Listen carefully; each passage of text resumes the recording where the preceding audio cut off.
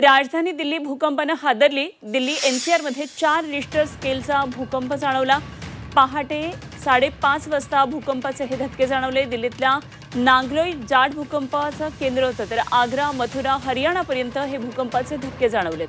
भीतीमुळे दिल्लीकर घराबाहेरही पडले होते। राजधानी दिल्ली भूकंपाने आज पहाटे हादरली। पहाटे 5:30 वाजता दिल्लीमध्ये 4 रिश्टर स्केल तीव्रतेचे भूकंपाचे धक्के जाणवले आणि नांगलोई जाट भूकंपाचं केंद्रबिंदू असल्याची माहिती कळतेय। तर दिल्लीसह आग्रा, मथुरा, हरियाणापर्यंत भूकंपानं आज हादरलेलं पाहायला मिळालं। बहुत झटका लगा था, बहुत तगड़ा झटका लगा हुआ। ऐसे ही आया था 5:39 के आसपास। आज से पहले कभी झटका महसूस हुआ? नहीं, इतना बड़ा नहीं हुआ। तो डर लगा, कैसा लगा? डर लगा, मैं तो बाहर भागा था। बहुत तगड़ा झटका था। हमें ऐसा लगा जैसे ट्रेन चल रही हो ना, धरती ऐसे हिल रही बहुत तेज, धड़ाधड़ धड़ाधड़, मतलब कि जैसे कुछ धरती फटने वाली है। बहुत तगड़ा झटका था। इससे पहले इतना तगड़ा था और काफ़ी देर तक झटके आने। अभी मैं सोते हुए एकदम से उठा, एकदम बाहर की तरफ भागा और देखा बहुत तेज झटका आ रहा है। आज से पहले कभी इतना महसूस नहीं, कभी महसूस ही नहीं हुआ। एकदम से लगा कि पता नहीं क्या हो गया, एकदम सोते आँख खुल गई। प्रत्यक्षदर्शींनी काय नेमकं भूकंपाचे धक्के जाणवले त्यावेळी जाणवलं त्यांना हे सांगितलं। तर या संदर्भातला आढावा घेतलाय आमचे प्रतिनिधी उर्वशी खोना यांनी।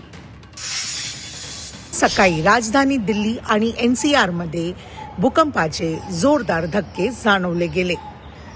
पहाटे सकाळी 5:36 हे जे धक्के होते ते जाणवले गेले। भूकंपाचे धक्के जाणवले गेले आणि याचं केंद्रबिंदू नवी दिल्लीच्या जवळ पास होतं असं समजून येत आहे। या भूकंपाची तीव्रता 4.0 रिक्टर स्केलवर नोंदवली गेली आहे। भूकंपाचे जे धक्के होते ते खूप जास्त सेकंडसाठी होते आणि म्हणून लोक घाबरलेले, लोकांमध्ये भयाचा वातावरणही निर्माण झाला।